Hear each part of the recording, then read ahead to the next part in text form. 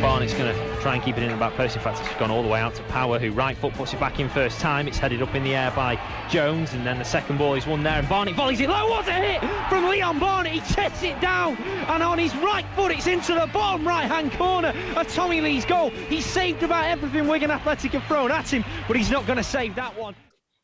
Hello and welcome to the latest edition of the Full-Time Whittle Podcast, bringing you all the latest news after the Full-Time Whittle blows.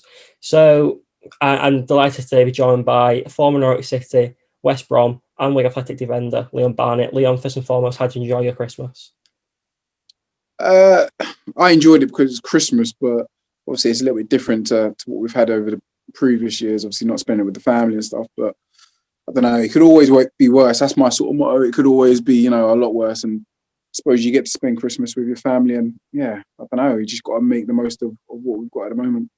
With coronavirus, have you found the lockdowns and everything that's been going on over the last 12 months now? I think it has been difficult. Like I said, my motto is, obviously it could always be worse, but I don't know, I suppose it gives us time to sort of spend more time with our friends and family if we're allowed, obviously government guidelines, but more personally for me to spend more time with like my younger kids that are sort of growing up, and I don't know, even just get involved in their schoolwork as well. So at first I used to just send them off to school and not really understand what they're learning, and now I sort of get an understanding of what they're doing day to day. And I don't know, I think it's probably a good thing to be involved in, just understand what they're doing, in school, and what they've been, what they're up to in football and stuff like that. Have you tried a bit of homeschooling? Played the role of a teacher? Well, yeah, in the first lockdown, we done homeschooling from the start right up until sort of when we were, released from lockdown, and it was quite intense at times. But I suppose it brings back the school years, that stuff that you quickly forget once you leave school. And when you have to teach your kid it's quite embarrassing when you don't know some of the easier stuff that was taught. I'm really glad you mentioned linking back to when you was back at school, because when I start my podcast, I always like to discuss about a player's upbringing, where they grew up. So what was your childhood like in Luton, and what was your experiences growing up? Yeah, so I was born in Stevenage, stayed there for a couple of years, and then majority of my childhood was in Luton. And I don't know, I think nowadays when I tell kids, and especially my kids, I say, when I grew up, there wasn't really many there was obviously computer games, but didn't really have time to play computer games. We were out non-stop after school playing football.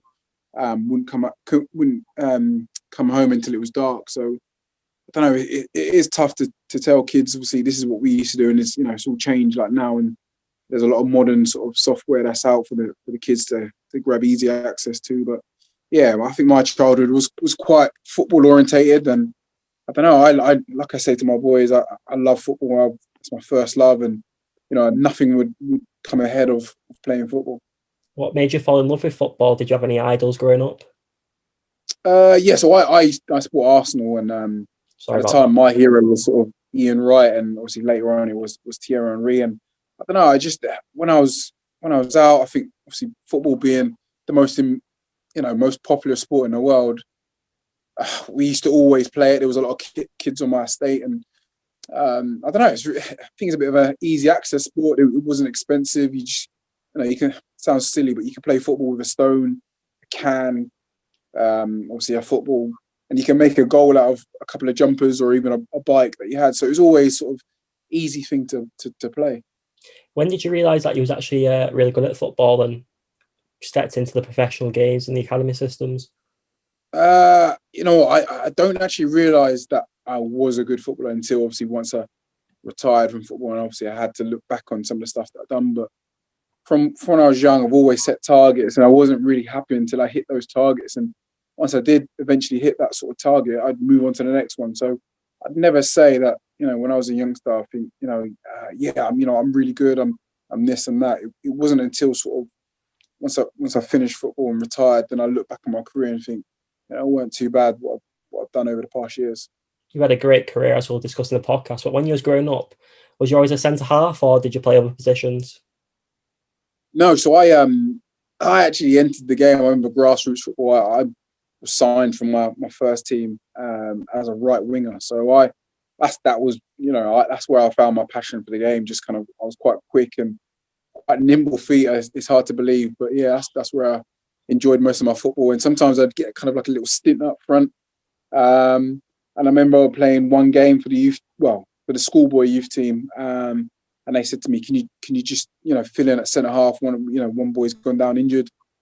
So I just said, yeah, I'll do it, thinking obviously it won't last too long. So I finished the game, and the manager said to me, Leon, you was unbelievable playing centre half. And I just thought he was just saying it just because, he wanted me to fill the gap and, make me feel happy. But from then on, I didn't play right wing or centre forward for the rest of my career, and sort of made a living out of playing, heading and kicking footballs as a centre half. It's amazing, really, that you used to play a different position, because the amount of footballers I've spoken to in the past who started off elsewhere on the field and then an injury came up, it's almost like it was fate waiting to happen. Yeah, a lot of players that I played with, they sort of started maybe more advanced on the pitch. I don't know, for example, they might play centre midfield and then eventually move to a right back. So, football's a funny game. Like, you probably don't realise you can do a job anywhere. So, I don't know, I always say to kids at my football academy, I say, listen, if you get a chance to be picked in at 11 or the 8-a-side that you play, be happy. Don't reject the fact that you've got to be a defender or you've got to be a striker. Just enjoy sort of playing that sort of position, because I feel like you learn the game a lot more from seeing it at a different angle on the pitch.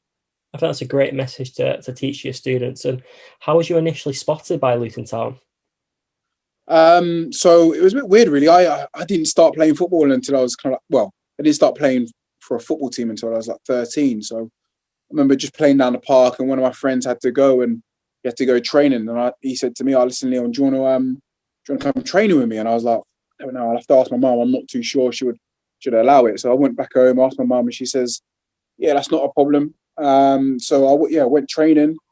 And just from there was a Luton scout that used to do the fitness training as well. And he said, listen, Leon, we've watched you over the last couple of years or whatever, and I'd like you to come along. And I was like, once again, I had to ask my mum and just say, there's been someone that's from Luton Town that wants me to go along and train with him. And I didn't really want to ask my mum because I thought she'd say no, but she ended up saying yes. And then, I just went along on a trial. I think it was like a 6-week trial.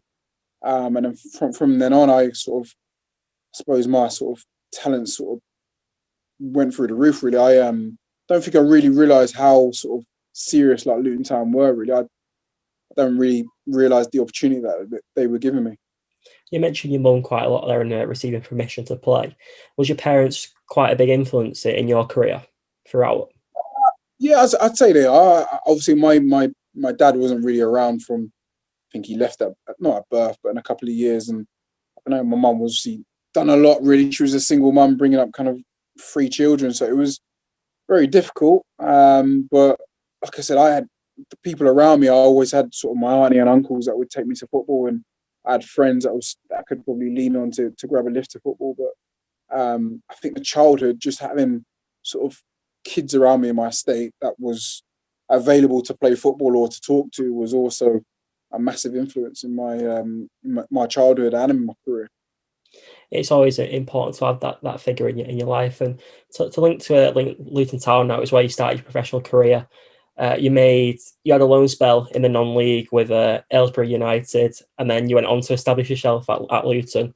You made 70 appearances in all competitions between 2002 and 2007. How do you reflect back on your time at Luton, and what did you learn at the club, which was pretty much on the rise? I know they're a championship side now. No, I learned a lot. I actually generally think I learned everything at Luton. When I just obviously previously, before I went to sort of Luton Town, my whole sort of discipline and attitude was just horrific. Like, I was always late, and I didn't really care what I looked like, and just everything about me wasn't really. I didn't have a great attitude towards football or life in general. And I remember going into the youth team, and there was a guy called John Moore, which was a lot older than the average coach, and he just nailed home a few home truths to me and sort of set up a good working environment for me to sort of settle into. I remember we weren't allowed to be late. If we were late, we get fined. We used to have jobs in terms of, we used to clean the football boots for the pros. We used to hand them their kit. We used to clean the stadiums and stuff like that. Just set a tone for me, really. And at first I didn't like it, but I think like a lot of the others, if you really wanted to sort of be a professional footballer, you've got to, abide by the rules. And I think it was a massive learning curve for me. I think even like now, I don't like being late. I'm always sort of setting things up before anybody else arrives. And just the way I speak to people nowadays is a lot more better than what I used to. And I don't know, that whole youth team sort of learning curve was massive. Like I said, the discipline and the attitude was where I learned the bulk of my, I suppose, bulk of my life. Did the actions where you was cleaning the stadium, sweeping up and things of that nature help you stay grounded as well as a footballer? Because some young footballers may receive a bit of an inflated ego when they're at a professional club. Yeah, I think a lot of players do obviously have an ego. But like I said, it's the football game's changing now. Like you've got all sorts of styles of football, even in terms of like passing out from the back and even off the field. I think when you go higher up the leagues, I don't think there's many youth team players that clean boots and have the jobs that we did. So it is. I think it is obviously difficult now for the players. For example, they probably got paid a lot more money than what I did, and they don't have that sort of understanding how to, once you leave school, you are still going to a working environment. And being a footballer, it doesn't mean that you sign your first contract and you're going to be a footballer for the rest of your life. There's sort of a standard that you need to maintain all the way through. So yeah, I do think it's difficult for footballers at the moment to sort of keep their name as a footballer. But also, I think when you're young as well, you've got to find that hunger and that belief that you want to make a good career of it. And I don't know. I'm just, in my opinion, I don't know whether there's enough sort of hungry players that want to sort of have that good reputation of being a footballer. Do you think the footballing environment now and the world we see now has probably gone downhill in a way in terms of people's dedication to the games, in terms of loyalty and that kind of nature? I remember earlier last week, Kyle Joseph, a young Wigan player, he's got a hat-trick against Luton Town in a 4-3 win. Man of the moment, but there was photos after the game of him knocking on the Burton changing rooms to ask for a brush to sweep up the floors. And that's something I quite enjoyed listening to because it's quite rare. Yeah, no, I think that's spot on. I remember obviously seeing that game and the result, and I thought that's unbelievable. That's, for someone his age, it's kind of a dream come true to score a hat-trick. And it just shows that he's not forgotten where he's come from. He's obviously always had to sweep the change rooms after the games, like a lot of the youth team players did in my day, and a few do currently in the lower leagues. And I don't know, it's just normal. So that's what you got to do. And he's not forgotten that he's obviously enjoyed the moment of scoring a hat-trick, but then he's still got to sort of maintain what his job was. And I'm guessing the youth team coaches obviously kept his head on the floor, and that's what you got to do. I think you just got to sort of keep believing and keep trying. And like I said before, if you score a hat-trick, it doesn't mean you're going to be a professional footballer for the rest of your life. You still got a job to do, afterwards. Absolutely. It's a great message. And the start of your career was quite interesting because you played really well for Luton Town during the clubs. Although they got relegated in 2007 to League One, you received a lot of recognition. You won the Player of the Season. And through your really impressive form, you earned a move to West Brom. And in this consequential season, I don't know if that's not even a word, but in the following season, you helped West Brom receive promotion in 2007 to 08. So how did you make that jump from obviously League One to a team contending for promotion in the Premier League to the Premier League?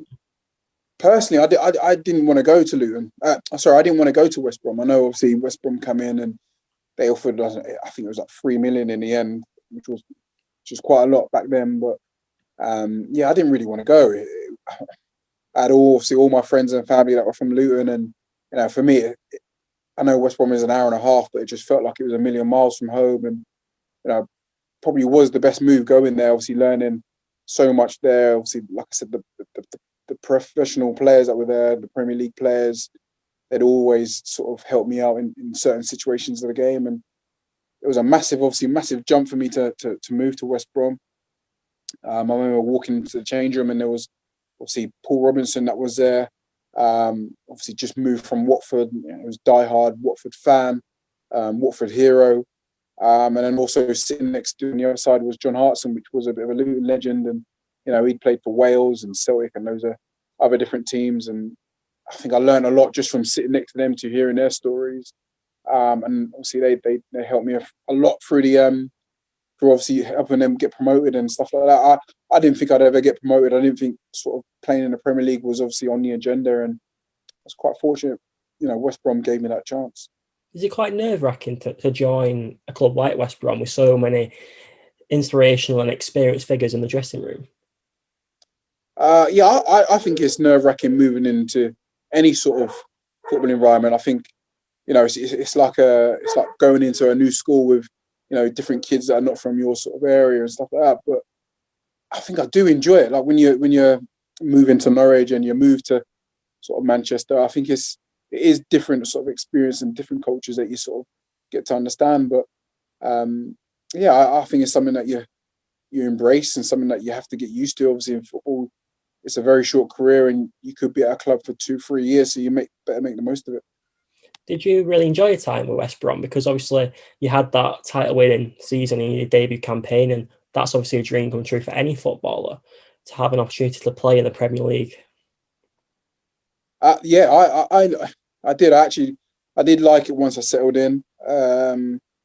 Like I said, I never thought I'd be playing sort of against the players that we played against in the Premier League or even in the Championship. And I'm very thankful West Brom have given me that opportunity. But you just got to I never thought that, once I play football, once I moved to West Brom, that's it. I've reached the pinnacle of my career. I've always thought that I wanted to move on. So obviously I remember moving to West Brom and I remember sitting there looking at the change room and thinking, I've got quite a lot of players that were sort of in my position that were playing at a high sort of level. And I remember saying to myself, if I can sort of steady myself and establish myself in that football team, that's obviously a target that I've reached. And I remember doing that. And then my next target was obviously trying to win the Championship, and we'd done that eventually. And the Premier League was my sort of pinnacle. I actually wanted to play in the Premier League, and to get a chance to play in the Premier League and make my debut against Arsenal was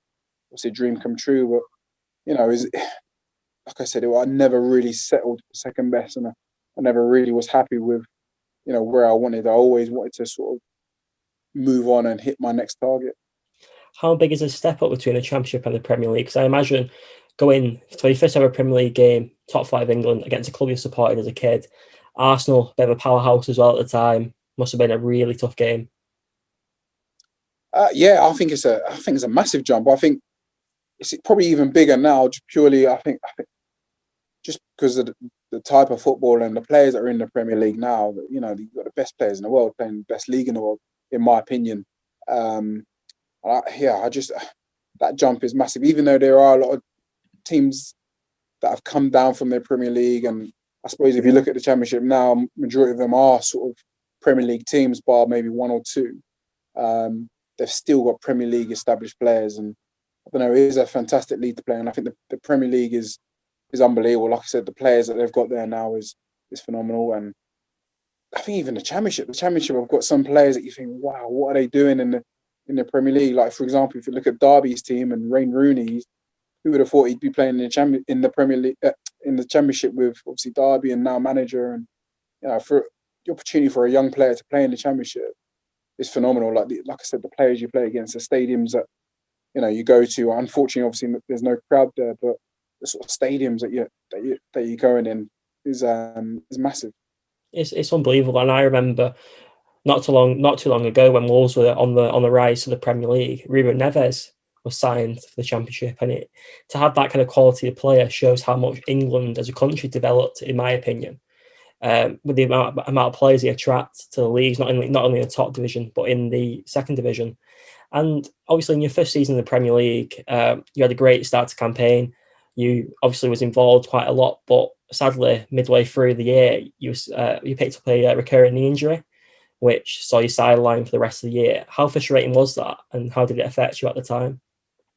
I think being a footballer, you're always going to pick up injuries, but that injury for me personally was was the biggest one I've had, and it was annoying. Obviously, it was something that I can't do nothing about, and it was just, it's quite disappointing when you've played football for quite a while and you think, I'm not going to pick up an injury maybe, and it happens out of the blue. It does sort of stun you, but it's quite fortunate to have sort of not my family, but I had sort of my girlfriend that was there with me, and I had some of the players that obviously, wishing me the best of luck and telling me about their experiences when they got injured, and it's not the end of the road. I think I needed that sort of support, because when I was quite young, you think, I'm injured, I'm going to be spending the majority of my time on the physio bed when the other boys are going out, they're enjoying themselves. And I think for any footballer or any sportsman, being injured is probably one of the down parts of the game. It's something you can do about it, but it's something that we all have to sort of adapt to. And I believe when you spend time in the gym and in the physio room, you do get stronger, and you build your sort of mental health as well. I think that's a massive part of football, is being mentally confident and mentally sort of strong to get through tough times. Like when you're injured, it is tough to get out with, and you need sort of your friends and your family and other players to sort of chip in and help you out. How much of an influence are teammates around you to help support you with your mental health when you're not injured? Because I imagine it must be, like you said, a real shame to not be involved, because the last thing you want is to be injured, and you want to be out there playing, performing and helping the team get results. But sadly, in the season, West Brom did end up getting relegated. They finished bottom place in the Premier League on 32 points. Yeah, it's massive. If I go back to sort of when I was at Wigan, I remember sort of Ben Watson, when he broke his leg for the second time. That was. I think that was tough on him. I remember the day before, we were talking, and I asked him about his breaking his leg the first time, and he just said obviously the pain was agonising. I remember doing sprints, and we were having a little competition, like who's the quickest. And I used to say I'm the quickest, and he used to say he was the quickest. And I remember saying to him, listen, maybe we should stop talking about breaking legs, because I've always got a thing like that. I don't want to start talking about it and then it accidentally happen.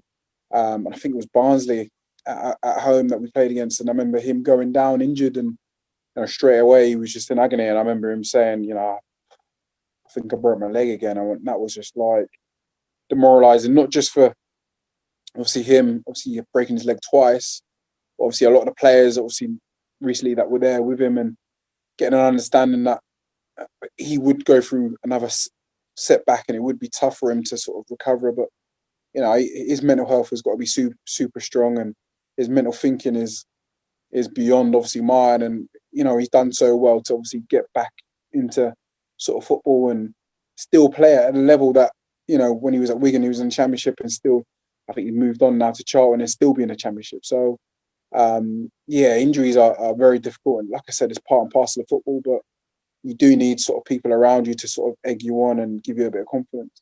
It's a massive boost for a player. I remember that game against Barnsley, sat in the crowd, and you could hear the contact straight away. You knew it was serious, you fear the worst, and sadly worth him. But like you said, it's testament to his mental strength, performing really well. I was surprised he went to Charlton personally, because he was in the team every week for Notts Forest. I think he was captain as well. Definitely last season, as they were pushing for the playoffs, he just missed out. And to link back to your career now, and obviously you recovered from your setbacks, but in the following season where you kind of recovered and you was back amongst the squad, you received quite limited game time, and you was loaned out to your Championship rivals, Coventry City. What was your mindset going into this loan? Was it a case of just playing games and getting that fitness back, or was it also a bit of a point to prove? The loans were different. So I had quite a few loans, obviously, in my career. But the Coventry move, for me personally, I didn't feel too bad. I knew, obviously, the manager at the time. I remember him.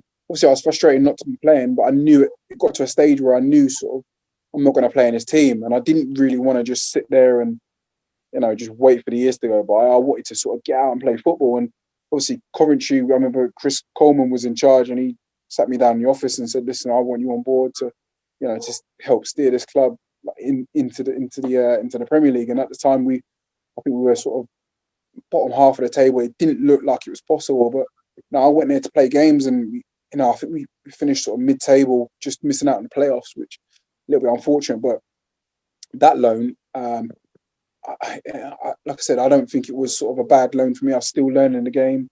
And obviously Chris Coleman was a centre half, and obviously I could always take positive feedback from him. So I thought for me, for my development, I thought that was a good loan spell that I enjoyed, that I could learn from.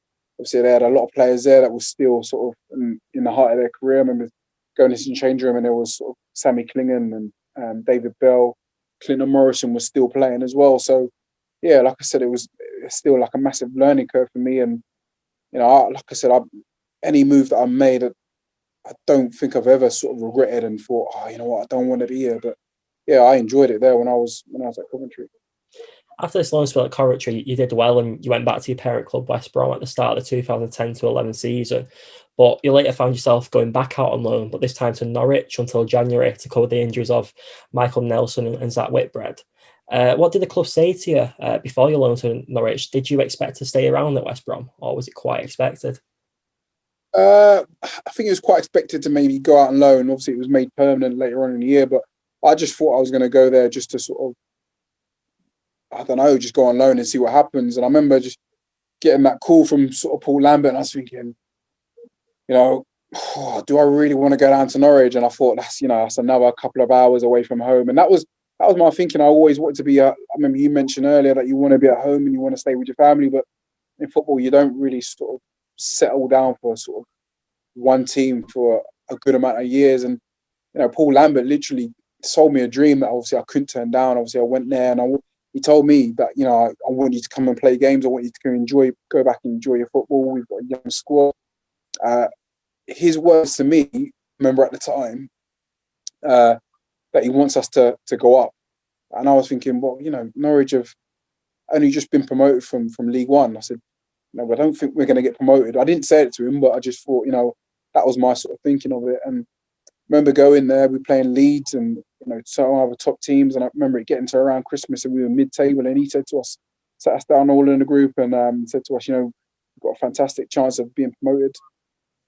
And we were all thinking, I don't really know if we can. And I remember some of the players were thinking, yeah, we can, but a lot of them were thinking, no, we can't. And it got towards the end of the season and we were up there, we were there and thereabouts. And I remember fighting it with Swansea, and Swansea were up there as well. QPR were up there, and we managed to get over the line, and I think we were delighted. But there was nobody else that sort of believed in us apart from Paul Lambert. Paul Lambert was the one that sort of set the tone and sort of got us working as a group and not individuals, and got us across the line. And obviously no one believed us, not even sort of the fans, the EFL. There was no one that believed in us. And I think it sort of he set the tone. And once he said it, we all started to jump on board one by one, and the rest is history. What was it like to play under Paul Lambert in that side? That Norwich team was brilliant. You had Wes Hoolahan, Grant Holt, who later became a teammate at Wigan. So many great players who have obviously slipped my mind at this point, but it was a great side, and obviously they won promotion. I think Swansea and QPR got promoted in the same year as well. And your first game in the Premier League for Norwich was actually against Wigan in the 1-1 draw. I think Wes Hoolahan scored for yourselves. When I first went there, I didn't really know what to expect. Obviously, Paul Lambert mentioned obviously what his plans were, but when I went in there, I didn't really know many of the players. I'm not, obviously, I don't want to be too harsh, but a lot of them players had only played in like League One and League Two, whereas I came from West Brom that had played in the Premier League and the Championship. So I think it was me and John Ruddy that was there at the time, probably the most experienced players. Obviously, John Ruddy, he'd been at Everton and been on the bench quite a few times, and I think he might have played for Everton in a couple of the FA Cup games. So I probably just edged him out of playing the most Premier League games. So I went into a change room where a lot of the players there were probably unknown and sort of underestimated. Like you said, Grant Holt was there and Wes Hoolahan, whereas people didn't really know who they were, which was sort of great for Norwich. So I remember going into games, and a lot of teams probably would underestimate us and think, they've just come up, they're probably going to get relegated. Whereas that sort of worked in our favour, and I think we had the mental edge over them. And I think as a group, I think we were better players than them. And I think a lot of the teams in that year, they were a lot of individual players. I don't think they gelled as well as Norwich did in that sort of that promotion year. Obviously, when you got promoted to the Premier League, it would have been your second season in the Premiership. Did you feel like your first experiences with West Brom put you in much better stead going into that season, knowing how much stronger, more physical, and more technical it is? Yeah, I think that year with Norwich was definitely more beneficial. With, like I said, with West Brom, there was a lot of egos in that change room. There was a lot of obviously high profile players that I could obviously, if I had a bad game, and they would always sort of, they'll be the one to cover me. But when I was at Norwich, that was where I think the real hard work, was settled in. That we were all sort of unknown to the Premier League, and we all worked tremendously hard to sort of stay up in the Premier League. And I just thought I learned a lot from the first year, and I could embrace a lot more in that second year with Norwich. I thought that I'd understand how they sort of play football. I think it was a lot more slower, but obviously once it went into the final third, it was a lot more sort of one touch and high tempo game. Whereas when I was at West Brom, I was just trying to defend. I trying to head it and kick it. Whereas in the Premier League, that's not the sort of game that you need to play. You need to adjust your game to sort of the players. Obviously, the players that you're coming against are at the top of their game, and they're obviously playing the best league in the world. So yeah, you've got to sort of adjust your game, and I think I learned a lot in that second year with West Brom, with Norwich. Sorry. During Norwich, you were quite a fan favourite, and you did eventually leave. Before you joined Wigan Athletic, you spent some time in South Wales with Cardiff. I believe at the time you was offered as part of the swap deal in an attempt to sign Curtis Davis from Birmingham. And this has always intrigued me as a fan and a journalist. What's it like as a player when you hear about these kind of swap deal intentions, and how does it make you feel at the time? Because I always find it a bit uncomfortable with talking about players in swap deals, because it's almost like a commodity. You can't really swap a person like you would a sweet or something at the playground. Yeah, I actually remember that time. I remember watching obviously the deadline day, and obviously my name was touted of swapping Curtis Davis, and obviously I knew Curtis Davis quite well, so I texted him, and obviously he was in the youth team, just said, anything, what's going on and stuff like that. And I suppose when you're part of a swap deal, it's not the nicest feeling, really. It's like that your parent club want to get rid of you just to bring a better player in, and I don't think that was the situation. I think they just wanted me to sort of play games elsewhere. Wasn't speaking to sort of Norwich, and obviously the deal didn't happen, but eventually obviously me moving to Cardiff was obviously a move that I didn't really expect. I remember being on a phone call to the manager, and he said to me, "Listen, Leon, I want you to sort of come to the club." And Malcolm McCarr was obviously the manager at the time, and he said to me, "Listen, I want you to do another job. I want you to get us over the line." And I'm thinking, Cardiff at the time were top of the league, and I don't think they really needed me to come in and do a job. I mean, I think they were top since November, and yeah, I don't understand why they brought me. Obviously, I think the job was already done and dusted, but I went there and helped them get over the line and helped them get promoted, which was fantastic. But I think being part of a swap deal was obviously not, like you said, you don't want to be part of a swap deal. It's not like you can be swapped like an item or like a sweet. But that obviously didn't happen for whatever reason. I think Curtis might have stayed at Birmingham, and like I said, I moved on to Cardiff, and I didn't hear anything after that sort of that deadline rumour was going on. As a player, how do you cope with the feelings of like rejection when this kind of happens? Because it must never be nice to kind of know that you're not really wanted by the club you're at. I think you get that at a majority of clubs. I think obviously there's going to be a time where you're going to have to move on. Like I said earlier, there's not many players that sort of stay on at a club for 10 years. I think the average is sort of 2 to 3 years. But I think it's part and parcel of football nowadays. I think even managers get even less time than the players nowadays. The managers get sacked after like a 5-game winless streak. So it is tough for a player to move on, especially if it's your first sort of local hometown club where you've embedded your roots and you have your friends and family around you. It is difficult, but like I said, it's part and parcel of football, and it is difficult to sort of move to another club, and especially if there's no one that you sort of know and no one that you really understand at first. But it's just something that you have to get on with. Luton, for me, that was my hometown club, and I had to move to West Brom. And if I didn't move to West Brom, who knows where I would have been. You do say everything happens for a reason. It's some very great points you've raised there. And in the following summer, after you loan at Cardiff, you left Norwich City to join Wigan Athletic. This is probably the part of the podcast most of my viewers will be listening for. You signed a 3-year deal at the club. What attracted you to move to Wigan Athletic? And did your former Luton Town teammate Emerson Boyce also have a hand? Yeah, obviously Emerson Boyce. Obviously, when I first did move there, him and obviously Grant Holt were sort of the main people that are attracted to purely because I've played with or I'm known in the previous clubs and stuff like that. So that was always going to help me settle in. But obviously, when I heard obviously Wigan were interested, when I first heard they were interested, I remember watching them on TV against Arsenal. I think it was 4-1 at the season to them getting relegated, and I remember watching them in the FA Cup final, which was phenomenal. And I remember speaking to my agent then and said, are Wigan still interested? So I was more pushing for anything to happen than them. But obviously Martinez left and Owen Cole come in. I didn't know whether that was sort of going to be still of interest of a manager, but my agent spoke to them and they said that, yeah, they're still interested.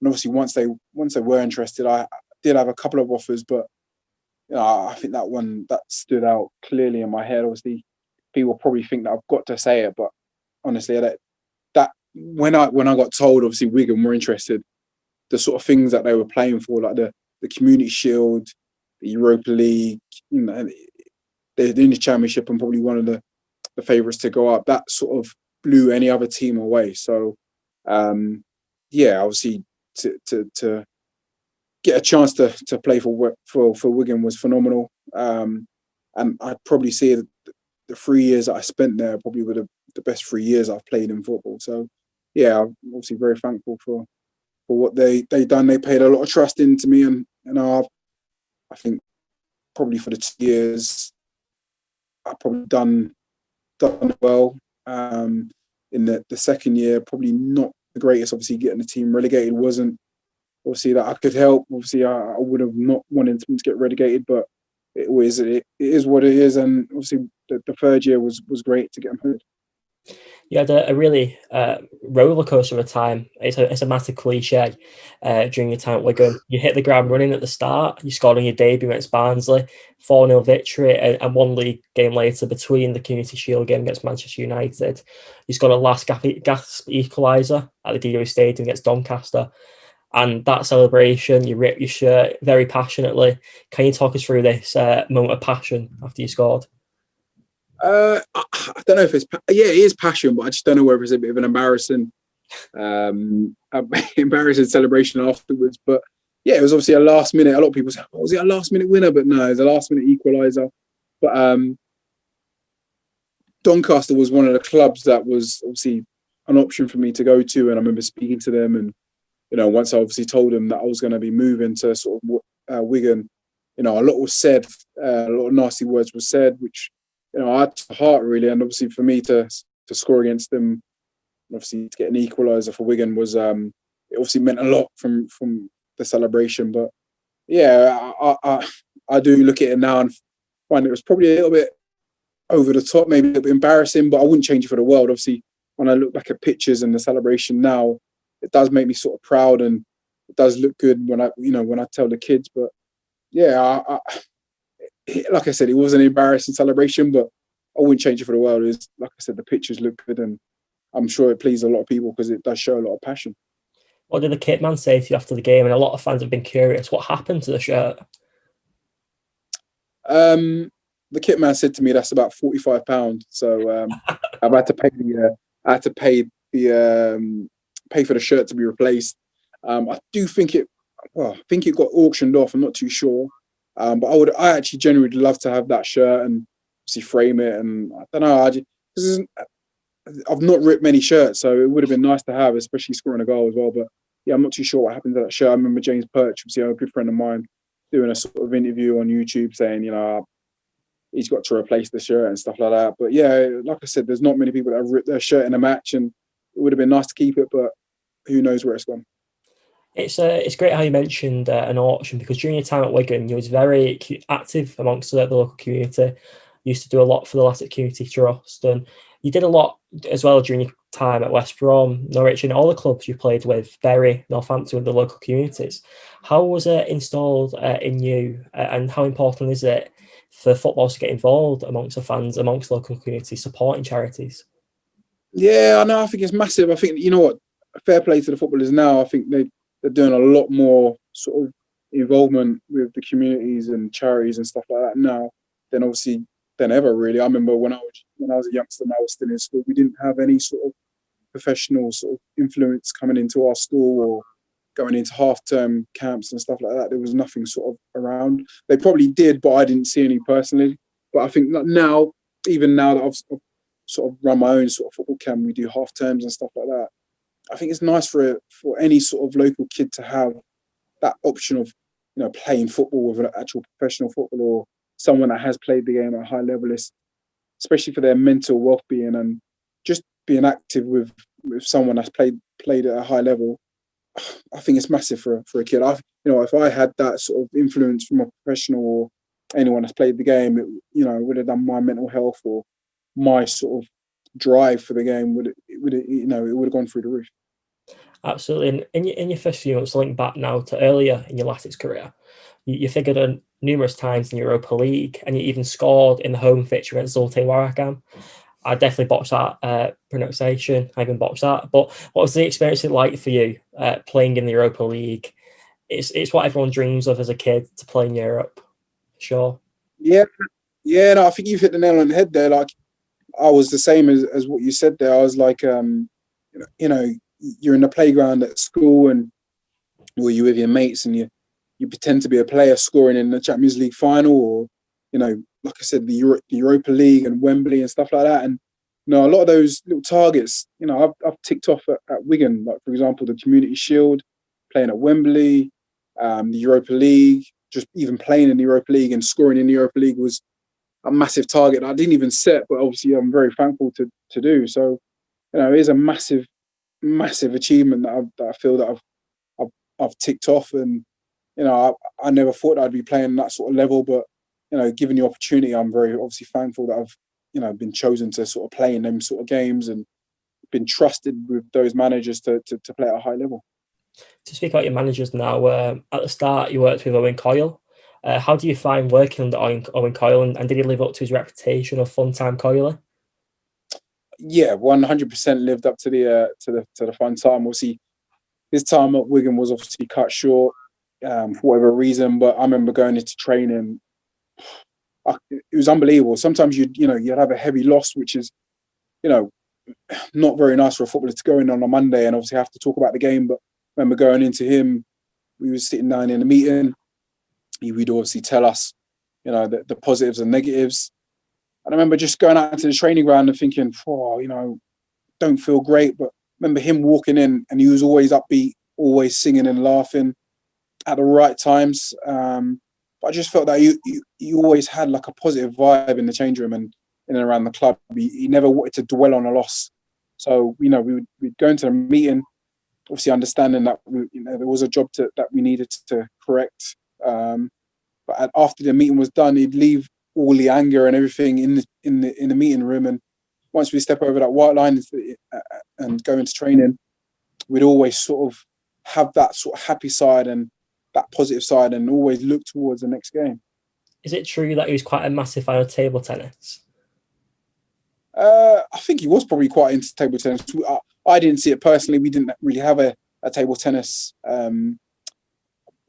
table at the training ground, but I'm not too sure. I know he's always into his fun and games and skill games on a Friday, and we used to the loser used to dress up and stuff like that. So it was always fun and always sort of enjoying training. But I don't know. I do look back now and just feel that I wish we'd done more tactical work on sort of your position, maybe on a Friday, or just sort of a bit more research, and that maybe would have sort of extended his stay at Wigan.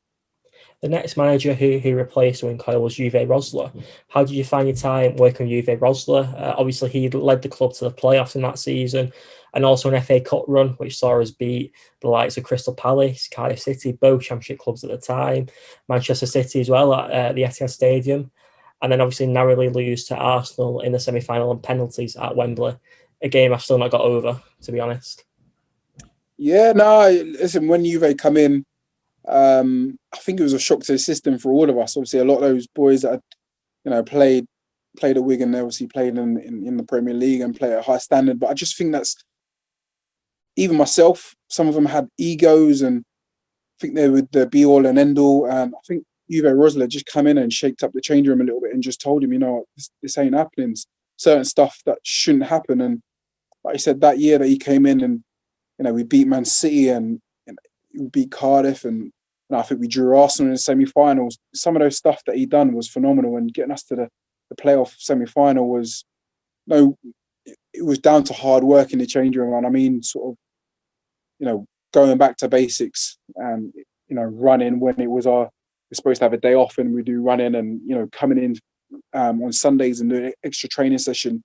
That was the sort of times that as players we didn't want to do, but we knew there was an end goal if we did do it. So, you got everybody on board, and I think it was very difficult to get everybody on board. Like I said, we all had egos and, we weren't able to cross the line and for the playoff semi-final, but we were able to get to Wembley. And I think a lot of people would have thought we were going to get written off at the Man City game in the quarter-final, but, we rolled over Man City, which was an unbelievable experience, especially obviously the boys that done the hard work in the FA Cup previously. Like I said, I think people thought we was going to get battered, but we held our own, especially at their place, and done well. Unfortunate to lose on penalties against Arsenal, but yeah, that year was, like I said, when I joined from Norwich, I didn't know whether what would hold next. And those 3 years at Wigan, obviously getting to the playoff semi-final was massive, and that second year at Wigan was obviously unfortunate, and then to end my career, getting promoted was fantastic. But yeah, Uwe Rosler was a massive influence for me in my sort of career. Just learning sort of the way that he wants to play football, and that foreign sort of technical side was a massive influence. You're on mute. I had it on mute, of course. I knew I'd do that. I have to forget at least once. I was going to say Juve was a great coach, and obviously he did really well in his first season. The second season didn't go so well, and he was replaced by Malcolm Mackay in 2014. And that second season, when the club got relegated, how do you reflect back on that? Because at the start of the campaign, the club recruited really well. They signed Ariel Riera, Andy Delort, who's now one of the top scorers in France, William Kvitz, a Denmark international, Adam Forshaw in the Premier League with Leeds United, some great players, Don Cowie, Andrew Taylor came from Cardiff City. It seemed like they'd be challenging for promotion in that year, but you were challenging at the wrong end of the table, and it ultimately led in relegation. Yeah, no, we used to have crisis meetings, and we used to have meetings after meetings every week, just saying, what is going on? Like I said, when you look back at that team, that what we had, that should have walked sort of the championship easily. But for whatever reason, I don't know whether it was just because we were individuals, we just didn't sort of gel well as a squad. And I remember us going through some sort of, it was 21 winless record, and that was just, I don't know, that was quite a tough time in sort of my Wigan career, and I thought that, found it very difficult to overcome. Whereas I remember the first sort of time Uwe Rosler come in, we went for a 20-21 unbeaten streak. So it was from one extreme to another, and I thought that was very hard to take, that sort of relegation, because nobody knew what was going on really, and a lot of the players left after that. And yeah, it was very tricky to get an understanding of what was the main issue, why we lost and why we got relegated in that season. I think even to now, I don't think I could pinpoint if there was any sort of reason why we got relegated. I don't think there was any sort of main reason. I think we were all sort of individuals, and but I don't think there was a sort of a bad apple, or there was someone stopping us from winning games. It was just, I don't know whether it's just like a mental sort of block that we couldn't get over, or something that we didn't understand. It was always difficult from the fans to see as well, because the squad, like you said, it should have walked the league, and it ended in relegation. And Malcolm Mackay, who obviously manager at Cardiff, he came in for a brief time and he had a poor run of results and was replaced by Gary Caldwell. Gary was someone you played alongside during your first 2 years at Wigan. Was it a bit surreal and strange that he was now your manager at the time? Yeah, I remember speaking to a couple of players, and obviously he wasn't really playing much, but he was obviously in injury, but he was in and around the sort of staff. So I think when he was announced the manager, I think everybody was sort of on eggshells, really, because obviously he used to speak to people in the change room, and obviously in football, like anywhere else, he'd like people and he wouldn't like certain other people. So it's always going to be a little bit of an awkward sort of atmosphere in the change room once he got the job. So, I think people were sort of not really knowing what to say, especially in and around Gaz. But he done a great job. Obviously, getting him promoted was fantastic, especially in his first year. I think it was going to be made extra hard for him. I know he had obviously the money to bring players in, but when a lot of pressure's on you to sort of deliver and get a team promoted, that's obviously just been relegated. It's not easy. So fair play to him. He done a really good job, and I think he got all the players on board. And I remember the pre-season that we did. We sort of went off to some sort of army camp just to get everybody sort of on board, and that was a bit of a shock to the system. We all sort of had to carry sort of these massive logs through sort of 4-foot lakes of water, freezing cold, and doing loads of obstacle courses. And yeah, it wasn't really sort of, no one was looking forward to it. Nobody enjoyed it, but it was an experience that we all went through together, and it was an experience that we sort of realized that we can actually go over the line. We can actually work hard for each other, and I think it was beneficial at the end of the year. How do you reflect on that title winning campaign in 2015 to 16? Yeah, I think it was massive, especially on a personal note for myself personally. I think knowing it was my last year, not knowing if I was going to sign a new deal or, whether that was going to be an option or not. It was always nice to sort of finish that season in style, and, just coming to the end of the season, knowing you're going to be there and thereabouts was fantastic. And I think for Gaz as well, for him, there's a massive sort of pressure lifted. Him getting promoted in his first year of being a manager is obviously a massive achievement for him and for the team as well. I think, like I said, a lot of them players that he brought in were very good players. Probably didn't get chances at their previous club, and yeah, he's brought them all on board to gel as a team and get them over the line and get promoted. It was a great team, and that League One campaign brought a lot of fans connection back to the club again. There was a real connection back to the town. Will Griggs on Fire, that song was around at the time too. And is there any memorable matches that stand out for you from that season? You know what? There's a few. There's a few. I remember the Port Vale game. That was quite a bit of a roller coaster. I remember. I think I scored. No. I think I got sent off in that game, and I scored as well. And that was a bit of a topsy-turvy game. I remember the Chesterfield game. I remember scoring an own goal, and then scoring an equaliser, and then I think we ended up going on to win it. So there was loads of that. There was a couple of games like that were sort of kind of made the boys in the change room maybe think, you know what, we've worked hard. I think this is our season. We've got to, work that extra harder to get over the line. And I think we all done it. All done that as a good group. And I feel like we was always there for each other. For example, we would always sort of spend time after training, whether it be sort of on nights out or even just obviously going to play table tennis or even just, I don't know, just playing football, tennis. We were always sort of, as a group, always sort of in and around each other. And I thought we all gelled well, which at certain clubs, individuals will go off and do their thing elsewhere. And I don't know, I did think that was a young group that were level-headed and had the right attitude and discipline. And like I said, we got over the line just having that sort of, I don't know, that good team bonding that we, a lot of teams have to be. What was a Latics team night out like? There was a lot of great characters: Max Power, Will Grigg, David Perkins. I imagine it would have been quite good fun. Yeah.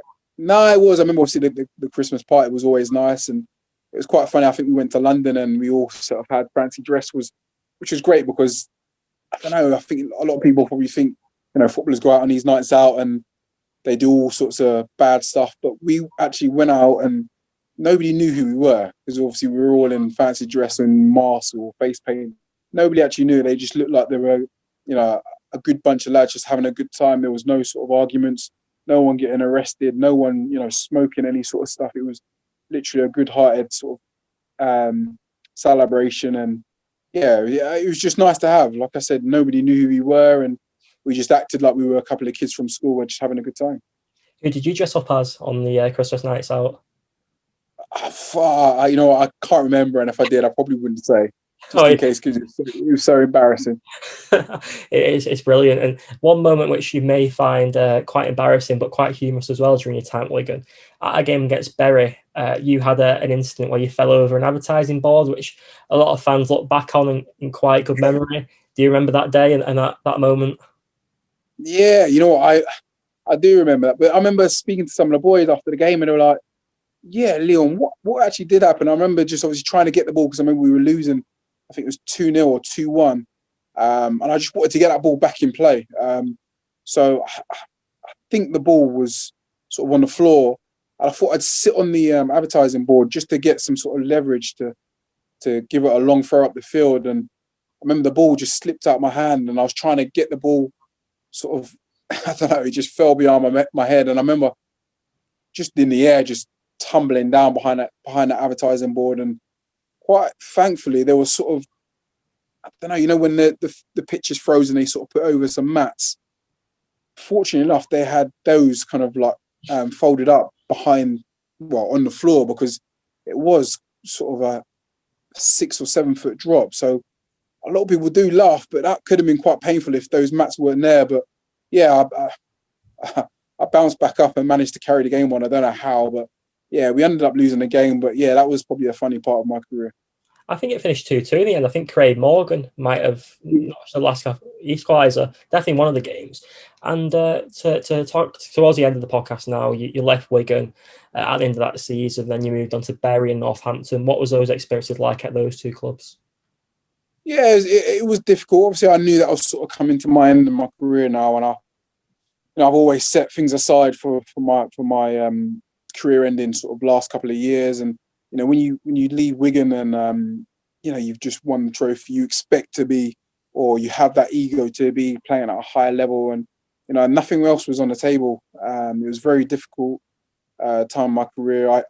I did have an ego, and I thought I'd be playing a lot higher level, but the only couple of teams were around were sort of League One teams, and I didn't really want to play in League One. I thought, I could do a job in the Championship, but that wasn't an option for me. And I had to settle for what was there on the table.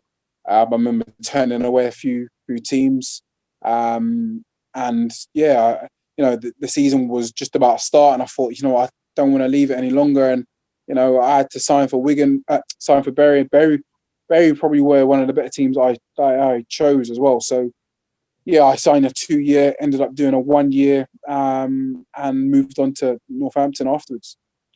At Northampton, unfortunately, your career came to an end age 32. Can I ask you about that moment where you found out about the problem with your heart? Yeah, so it was a bit of an unfortunate event, really. I knew that sort of around sort of in between 32 and 35, that might be sort of the years that I might end my career. But I've always thought I'd end my career sort of having a knee injury, or the contracts weren't on the table. But unfortunately, it was sort of a heart issue that I had that I didn't know I had, even though I'd done all these medicals at different clubs, and it was just something that I sort of felt in matches and never felt it in training. And quite thankfully, I sort of picked up on it. Northampton were amazing in terms of getting me looked at straight away. And if I didn't have that time with sort of cardiologist, I'd who knows where I would have been. I might have been 6 foot under. But very thankful that they sort of stuck and obviously dug deep to find out what the issues were going on in my heart. How are you doing now? And I'd like to apologise about the barking dog in the background. This is the issues of doing things at Zoom. I think we had the dog earlier on your end as well. Yeah. Well, it's good to see that we're pet lovers, but yeah, My dog's downstairs. Obviously, yours is a little bit nearby. He's downstairs as well. He's just quite loud. Someone's at the door. He's probably listening to the podcast and thinking it's not too bad. That's probably why he's barking. He's enjoying it. Yeah, the same thing. Mike Pollett, who would have been there at Wigan at your time, we did a podcast, and his dog was barking at mine halfway through. He was talking about quite a serious conversation, and we just had to stop and just go, we can't continue with a straight face here. It's doing thing over Zoom, and to link back. Obviously, you work with your academy now. It's brilliant. I'll give you an opportunity to plug that very shortly. But knowing what you know now, as a coach, what advice would you give yourself as a young lad starting out in football? As a young lad, I'd always say, like I said earlier in the podcast, if obviously your manager says go and play in a position that you're not familiar with, I think you should just take it on board and just learn. Obviously, you're playing in a position that you've never played. You can always learn something from it, but also for any sort of sportsman or player or cricketer or anyone, just I think you should always set a target for your sort of pathway. Always sort of want to do your best, and especially when you're training or when you're playing matches, play every match or game or set or whatever it is to your 100% maximum. I think, especially in my last couple of years at Northampton, I never knew when my career was going to end. So, it ended on a day that I'd never thought it would. And, like I said, you just got to play every game as it's your last. So, yeah, enjoy it as much as you can, but work hard at the same time. That's a lovely message. And a question I always like to ask to end podcasts is, what will be your five-a-side team of the players you played with throughout your career?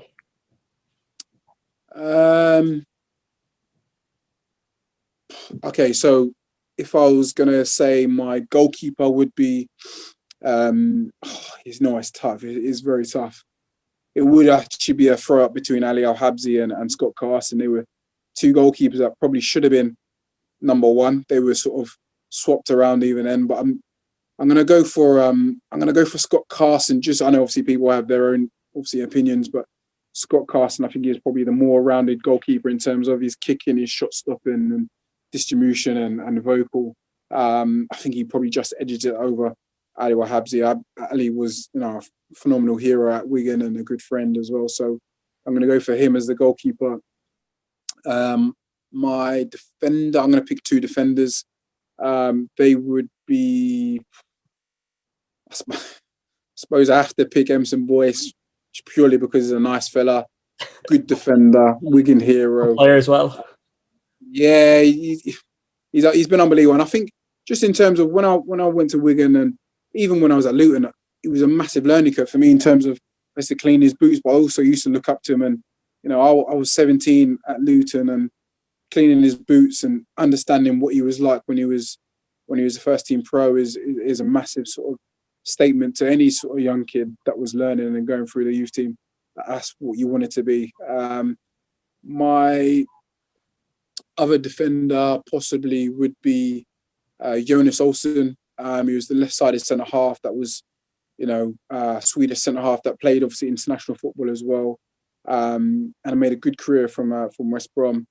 A fantastic left foot, good all-round defender, very strong, very determined, very hard-working player. And he was, he's one of those players that you'd be on the pitch and it'd be very difficult to sort of have an understanding of what he's thinking. You wouldn't want to play against him. He was, very nasty player, but when you walk off the pitch, he's fantastic, always laughing and joking and wanting to be your friend. So that's the sort of person you'd want to associate yourself with. Is this just playing with? You can mix it up if you want. Could be anything you like. It's your five-a-side team. It's who you're playing at the Soccer Dome. Okay, so playing against, I'm going to pick another couple of players as well. So obviously, I think the sole midfielder in my five-a-side would have to be Steven Gerrard. We played against him a couple of times. I remember at Luton we played against him when we lost in the FA Cup by 3. I think it's the most watched FA Cup game, obviously, before Wigan as well. So, yeah, he was a fantastic player. One of England's best players for me personally. Just all round. I think the name just speaks for itself. I think he works hard, phenomenal right foot. I think he's he's a hero of everybody. Even I supported Arsenal when he was at Liverpool. He was just phenomenal. Could do everything with the football, head it, kick it. But yeah, just an all round good sort of professional to look up to. I'm going to move on to my strikers. I'm going to say Kevin Phillips is going to have to be my one of my strikers. Yeah, he's just obviously one of England's greatest scorers personally in the Premier League. I think he got the Golden Boot for Sunderland, playing for Sunderland. But as unfortunately he didn't get many England caps, I thought that was a bit of an understatement. But I remember walking into West Brom and I thought to myself, how has this guy scored so many goals in his career? And once you step over that white line and you play against him, then you realise like his movement, his shooting, he had so much more power in his shooting, his accuracy, and just had that determination always to beat the defender and, you know, score a goal. He might try and shoot and he'd go through your legs or over your shoulder. And I don't know, he just always had an eye for the goal. My other striker probably would be Harry Kane. We played with him at Norwich. He come in, I think it was an 18-year-old on loan from Spurs. Had a phenomenal sort of scoring record in the youth team. Didn't really hit it off in the play in the Premier League. I don't know whether that was maybe one step too far, but in training he was phenomenal. He'd always try and always staying behind after training, and his determination and his work ethic was second to none. But like I said, I think injuries sort of got the better of him and had to send him back. Outstanding player Harry Kane. Now he's in my opinion the best number 9 in the world. Although Lewandowski, and a great 5-a-side team. I think Kevin Phillips was always really underrated. Emerson Boyce, the Wigan legend, Jonas Olsson, he actually had a spell at Wigan not too long ago. I think it was 2018. He had a brief spell to end his career. I think he's still playing. So thank you so much for being a guest today. It's really appreciated. It's been great to hear your stories. And to end now, and for a final message, would you like to plug your academy and tell the viewers a little bit more about that? Yeah, so my academy has obviously started 2 years ago, and like we touched on earlier, I just started it up just so that sort of I can give the opportunity and knowledge to some of the kids that go to my camps. And I just thought it'd be nice. Obviously, I was still playing when I set it up, and it would be nice for, you know, me as a professional footballer to go in and, I don't know, just play football and interact with kids for a whole day. And I don't know, a lot of kids probably will never have the opportunity to play with a professional footballer, or even let alone talk to them. And I don't know, it's just good for them, and even just good for me, my mental health, being just to sort of have a relaxed side of football, sort of can go into sort of a professional environment and not have to worry about, oh, am I going to be starting, or I have to work extra hard because, you know, we've got a game the next day. It would be more relaxed and laughing and giggling, and that sort of side of thing I quite like. So yeah, it's just obviously trying to give sort of youngsters an opportunity and knowledge that I can pass on. And yeah, hopefully I have, and hopefully there'll be players that will come out and maybe say, you know, that they've played football with Leon Barnett and just have the sort of knowledge and opportunity that I never really had when I was young. It sounds absolutely brilliant, and I'd like to give you a lot of credit for the work you've been doing, especially throughout the pandemic. It's been great to see the work of the academy, and I wish you all the best for the future. Thanks so much for being a great guest. I hope you've enjoyed coming on the podcast, and I'd like to say wish you all the best for the future. Cheers, Jay. Thank you very much, mate. If you enjoyed this episode of the Full-Time Whittle Podcast, please like this video and subscribe to my YouTube channel. Thanks so much for watching. It's always appreciated.